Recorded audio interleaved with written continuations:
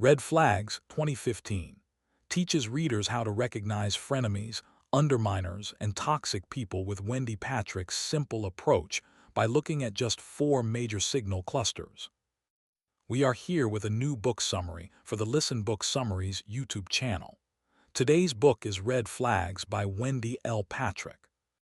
Remember that no book summary is as effective as reading the original. Today, we are going to give you the chance to have a pre-tasting of the book. I hope it will be an enjoyable experience.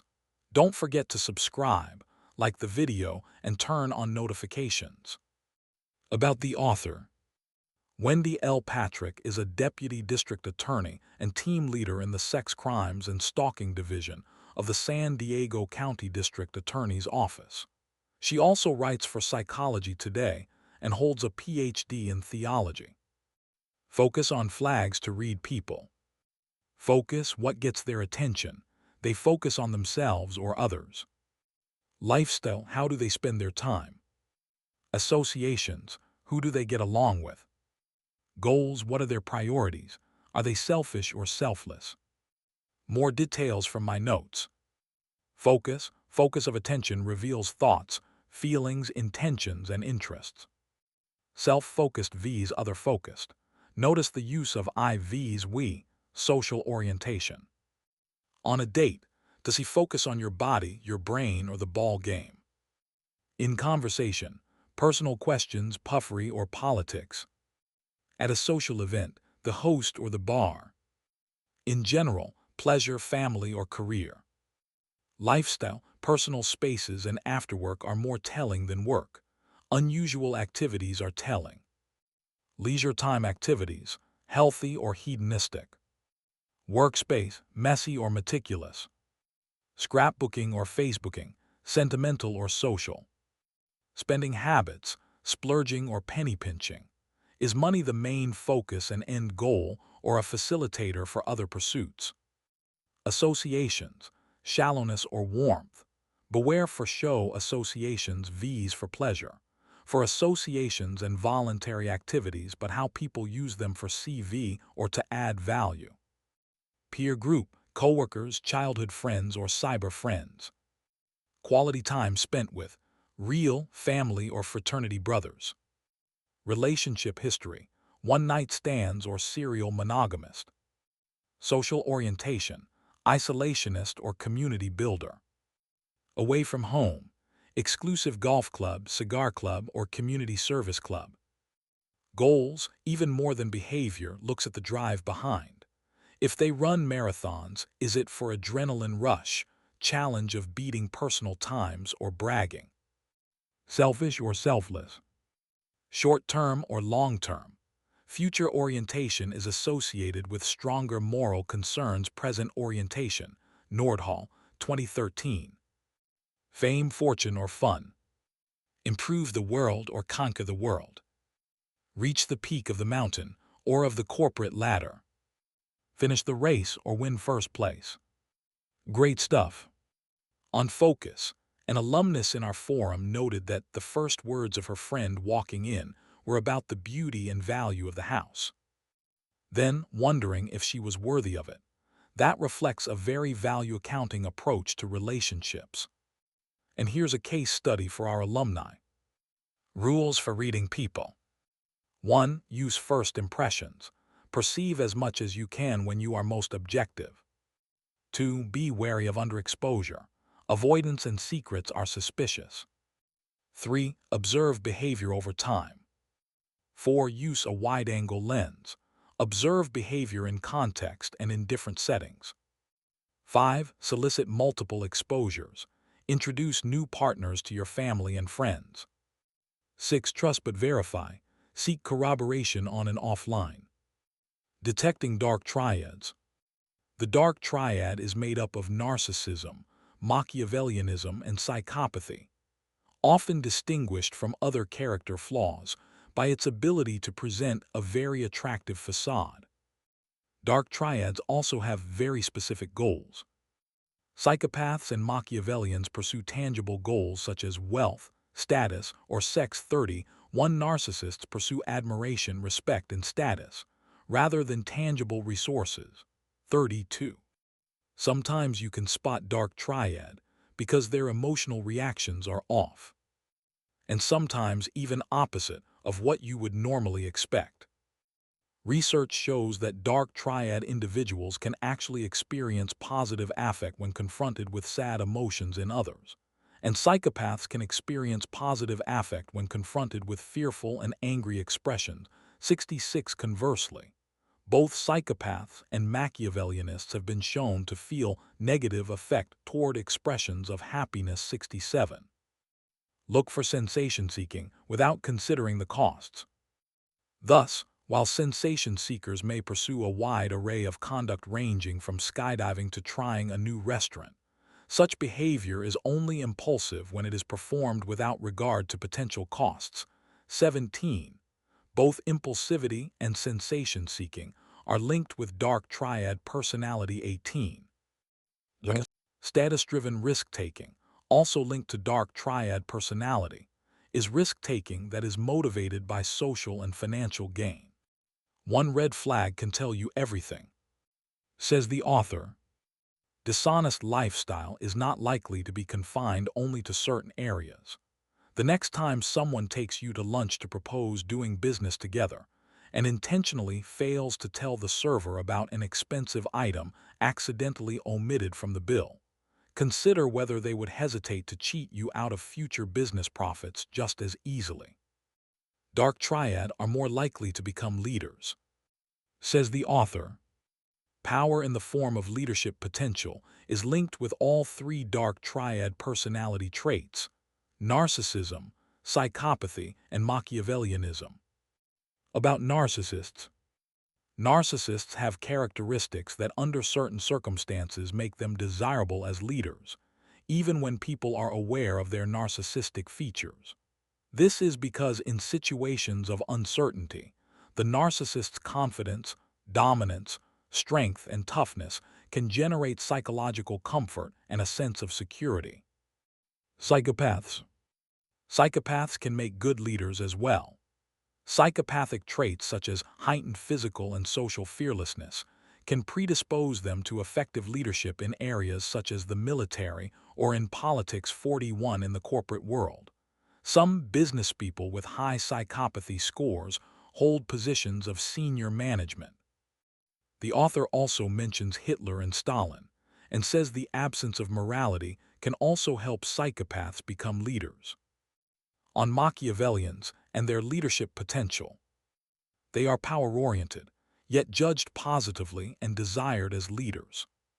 With their talent for strategic, long-range planning and expertise in impression management, they are often well-suited for leadership.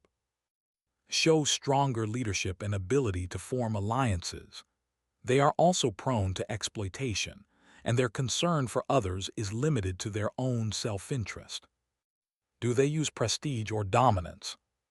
Within relationships, people using a dominant strategy are more likely to be narcissistic, Machiavellian, and aggressive, whereas those using prestige are more likely to be agreeable, socially accepted, and high in self-esteem. Prestigious people also tend to possess valuable skills such as altruism, academic achievement, and other intellectual and social abilities. Cheng et al. 2013. To be accurate, altruism isn't a skill, but the point is still valid. Learn to recognize poor and Dark Triad leaders. Says the author, this is important to recognize because charismatic leaders have the ability to influence people to behave in ways that contradict their moral values. Why bad people can look attractive. People tend to confuse signals of character with signals that have little to do with it. Bad people can look good because they high-value men traits, because they make us feel good, or because they provide some value to us. The traits are attractive. It's not necessarily an issue to use beauty to one's advantage. It's about how they do it. Facilitation of success, manipulation, and cutting corners. Also look at morality. Is beauty used a casting couch shortcut? Focus, how much attention goes to appearance. Lifestyle, using beauty only, or brains and other skills. Associations, do they surround themselves with fans, family, or longtime friends? Goals, use it only to benefit themselves or to help others. Powerful, focus, self-service, or serving others. Lifestyle, ruler or role model. Associations, peers or proteges. Goals, empowerment or exploitation. Credible, which the author seems to equate to status. Focus, financial shareholders or community stakeholders. Lifestyle, lavish perks or corporate philanthropy. Associations, elitist segregation or engaged cooperation. Goals, world peace or political re-election. Attentive, focus. Lifestyle, frequent networker or just you. Associations, a history of intense but short relationships. Goals, do you have something the person needs? Affirming, focus, the less they need from you, the more likely their affirmation is authentic. Lifestyle, a selfless lifestyle lends credibility. Associations. Goal, does their affirmation facilitate their success or yours? Similar. Focus, interests are better indicators than appearance. Lifestyle, similar lifestyles predict relational success more than profession or income. Associations. Goals. Familiar, beware of familiarity, it often only makes you trust someone more, while you have no real added information to judge them. Focus. Lifestyle. Associations. Goals. Exciting, where the author describes thrill-seeking personalities. Focus. Well-adjusted adrenaline junkies also focus on work, family, and safety. Lifestyle. Do they live for sensation-seeking? Associations. Antisocial risk-takers prefer solo sensation-seeking. Goals. Long-term goals distinguish well-rounded thrill-seekers from those chasing endorphin fixes. Forbidden.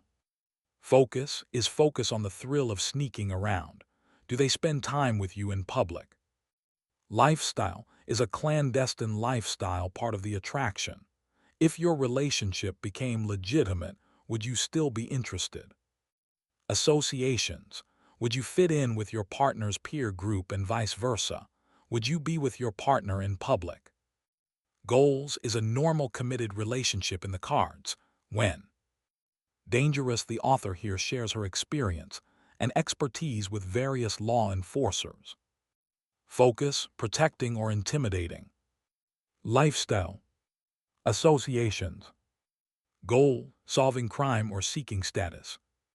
Know your emotional needs. The author says that the theory of social exchange holds, that we're attracted to those who make us feel good. And she's perfectly right. That is all the more true when they tap into emotional needs. Everyone has emotional needs and desires they depend on others to fulfill. People are often oblivious about their own emotional needs. Practiced manipulators, on the other hand, know what you need before you do. When you are aware of your own emotional needs, you are better able to spot manipulators before you become emotionally addicted. Also read Our Emotional Manipulation, including the ones that are harder to admit. For example, needing a partner and not having been successful finding one. The perception that a person is running out of time to find a partner can cause attentive suitors to look very good, a perception that stems from desperation rather than desirability. Clever con artists looking for women with resources to exploit are able to spot this desperation faster than a drug-sniffing dog can find cocaine. Or relishing admiration while having nobody that looks up to you. While Brittany is impatient with most of the senior center clients, she begins to treat Harold like a king. Her newfound interest in his military service makes Harold feel a renewed sense of significance, after many years spent feeling invisible. One day she suggests to visit his house to see his collection of medals and military photos. Harold's house is burglarized one day. I bet you can guess who was the culprit, and learn to spot other people's emotional needs. And if you learn to that authentically, all the more power to you. When you can detect and authentically fulfill the emotional needs and desires of other people, you become the narcotic. Genuinely enhancing the lives of others in this fashion will improve the satisfaction of all your relationships. You will strengthen your marriage, empower your children with the self-esteem they need to flourish, and build stronger friendships and relationships in every aspect of your life. Remember, they always come when you're neediest. Some of the most heartbreaking cases of emotional exploitation involve people who are lonely or have lost a loved one, who believe they have met a like-minded partner who understands what they are going through. Some takers purposefully frequent groups of needy men and women. Affinity groups, whether mobilized around politics, religion, or other shared beliefs, also appeal to psychopaths because of the shared trust among group members, which facilitates the ability to perpetrate fraud. 52. Religious affinity groups are particularly vulnerable to the wiles of psychopathic fraudsters due to their acceptance of members from all walks of life and their belief in forgiveness. Many people are too naive and trusting. Much to my dismay, the witness who bonds the most with the jury is the defendant. He begins crying during his testimony as he describes his difficult childhood. I am expecting the jury to recognize his performance. Look over to see several of the jurors crying with him. Be wary of identity claims. Look at behavioral residue. Identity claims are the signs people want you to see. Slogans they repeat, pictures they use in their shared environments, books they place on their bookshelves, etc. Behavioral residue instead includes everything about them that was not specifically intended for PR efforts. Be careful of fake signals, status, and similarity. Says the author in a brilliant analysis we also share on Power University. Status is sometimes just a perception. One example involves arrogant people. Displays of pride lead some people to believe that a person with a high self-view also has high status. Horberg et al., 2013. This is true when a person reacts to a positive event with pride instead of gratitude, causing people to believe the person is more likely a company boss than an employee. 34. And on similarity. Our attraction to similar others is not based on actual similarity, but on perceived similarity. 29. And sadly, similarity can be faked. Higher value equals bigger target. This is something we often said here on TPM. Powerful, influential, wealthy people are potential victims in the eyes of someone like Helen, who seeks to exploit their resources for personal gain. Looks for flags of power hunger and narcissism. On power, watch for a focus on environmental control, including both situations and people. And look at the depth of their associations. Look for superficial associations, because regardless of how strong psychopaths come on, they don't bond. Narcissists use associations to fuel their self-esteem. They date supermodels, hang out with high-status friends. Narcissists like to show off and impress other people. They use relationship partners as trophies in order to make themselves look good. Women, beware of mistaking strength for abusive. This part should be mandatory in women's dating education. Some of these men make wonderful husbands who defend and protect their family. Others end up with their actions summarized in a domestic violence police report on my desk. What makes the difference? The desire of some women to be cared for and protected leads them to place undue emphasis on the value of dangerous qualities, while downplaying darker personality traits. The example that follows is enlightening. I can't paste it all here to respect the author, so I invite you to get the full book. But I will definitely mention it in the next upgrade of Seduction University. Important twist now. While some women hate those abusers and know they made a mistake, some are okay with it. I have observed this dynamic for years. Intimate relationships present a mix of love and aggression. Relational aggression does not always result in relational dissatisfaction. A significant percentage of recipients of aggression interpret it as evidence of the perpetrator's love. In a way, abusers who say that women are okay with abuse may not be always wrong. Emphasis on always. The signs of how bad looks good in relationships. Golden list in signs. Possessive looks protective. Controlling looks comforting. Aggressive looks assertive. Violent looks passionate. Rude looks direct. Condescending looks confident. Paranoid looks careful. More wisdom. Narcissists are most attractive. Of the 3 Dark Triad personality traits, narcissists are perceived as most attractive, Rothman and Kohler, 2013.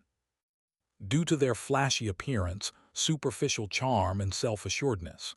This is particularly true with narcissists who have an entitlement mentality, are manipulative, and seek to exploit others. Back et al., 2010. You may cut corners if others like you. Something we said often here. No, reputation is not necessarily the cornerstone of your power, as a popular book on laws of power says. A study of the desirability of job applicants who embellished their resumes found that misstating employment dates to cover a period of unemployment had little effect on the way favored applicants were evaluated in terms of ability, trustworthiness, and likability, but negatively impacted the view of less favored applicants. 47. Making people feel good and loved is a superpower. The author shares several examples of people falling for scammers, abusers, and takers who made them feel good and loved. But this one was the most shocking. With older children, some admit on the witness stand that the offender was the only person in their lives who paid them any attention, a factor that outweighed the sexual abuse. Do you still love him today? I ask. Almost always the answer is a tearful yes. The mothers of the victims sometimes still love the defendant too because he was an attentive, caring husband, even when they know that he molested their own children. Yes. Be like those who focus on what you want, not your rivals. Some people focus on rivals, others on what they want. Albeit this example is more on the negative, we recommend focusing on your goals. People with an unrestricted sociosexual orientation, seeking sex without emotional commitment, in search of strangers to have sex with focus their attention on physically attractive members of the opposite sex. People worried about competition, on the other hand, focus on attractive same-sex rivals. Giving attention works particularly well with narcissists. Continually seeking admiration. Narcissists prefer romantic partners who admire them rather than partners who offer intimacy and caring, because admiration increases the narcissist's self-esteem. Be careful with fame. You can become narcissistic. This is true for stars themselves, of course. But one of the risks of being famous, whether on a large scale or small scale, is having star power go to your head. The result: celebrity narcissism. Acquired situational narcissism describes the phenomenon where people in positions of high power, such as celebrities, acquire narcissistic traits by virtue of their position. 84 studies show that celebrities have more narcissistic traits than the general public. 85 and female celebrities exhibit more narcissistic traits than their male counterparts. 86. And even more worrying for fans. The general public can be influenced by celebrity narcissism, glamorizing self-indulgent behavior as the new normal and something to be emulated. For example, one study found that people who watched narcissistic behavior on reality television programs exhibit more narcissistic behavior themselves than people who watched drama. 2 nice guys are not appealing. Not that this is news, but it's a worthy reminder. Another explanation is that women are attracted to bad boys, who are prone to risk-taking and exude hard-headedness and confidence. And confidence is sexy, as are men who behave in ways that demand respect. No one wants a man who is a welcome mat. Guys who are too nice are not appealing. Quote, on the power of charisma to overcome looks.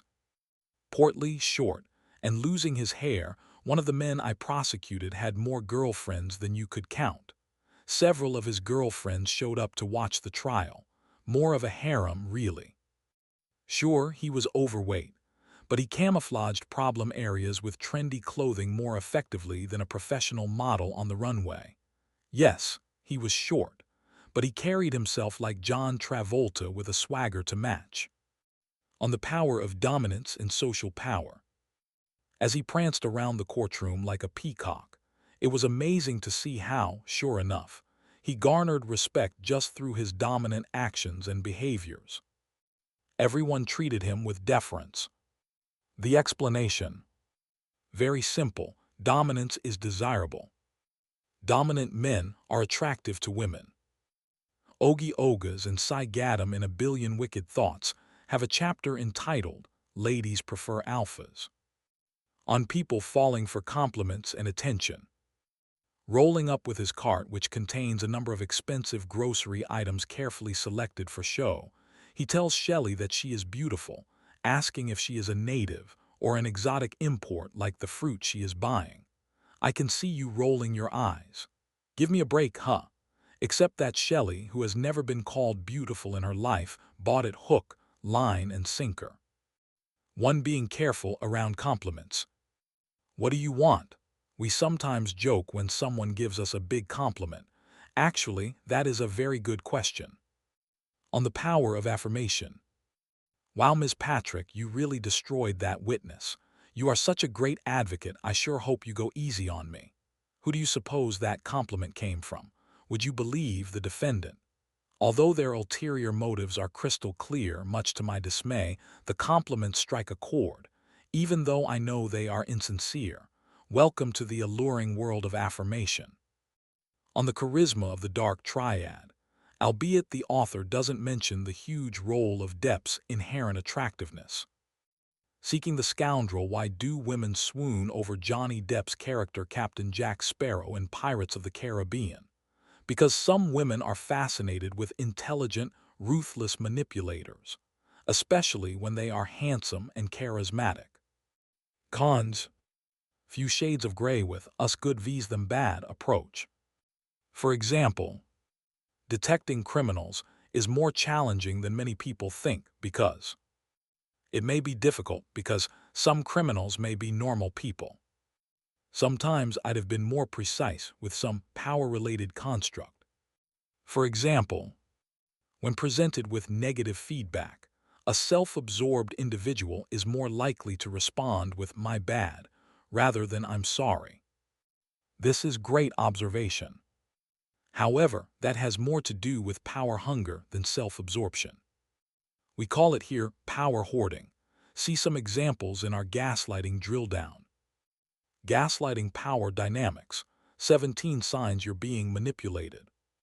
Just a few times, I'd have been more careful to reaching certain conclusions. Says the author.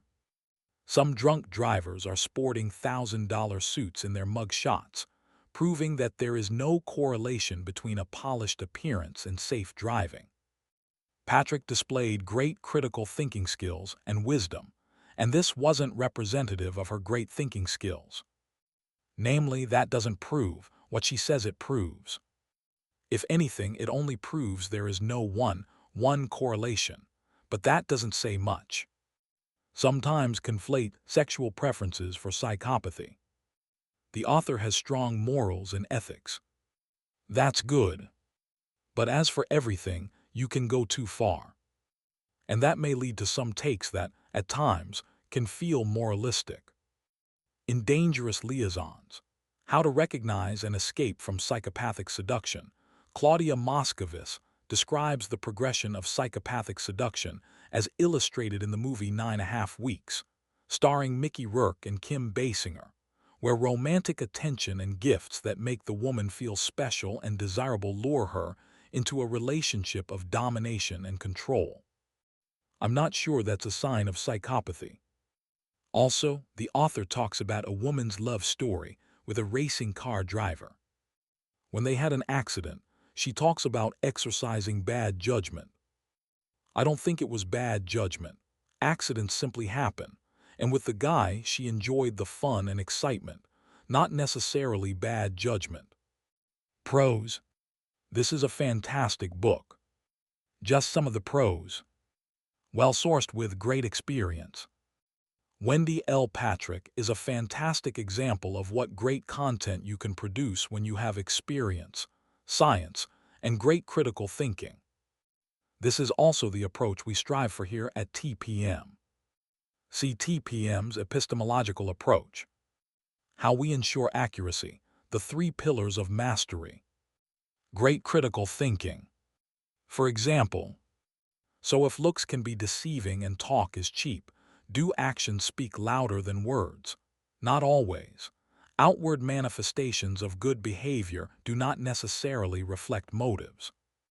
The only way to tell for sure is to observe the person's willingness to engage in helping behavior when no one is watching. When I see this type of thinking, I know I can always trust the author more. Review. Red Flags. How to Spot Frenemies, Underminers, and Toxic People is such a great book. Kudos to the author, fantastic job. Red Flags is thorough at all levels of the epistemology chain. Wendy Patrick sourced, analyzed, and connected all the dots in the data to develop a fantastic framework. Then she presents it in a very simple fashion, with lots of real-life examples, and all very practical. Big thumbs up, highly recommended.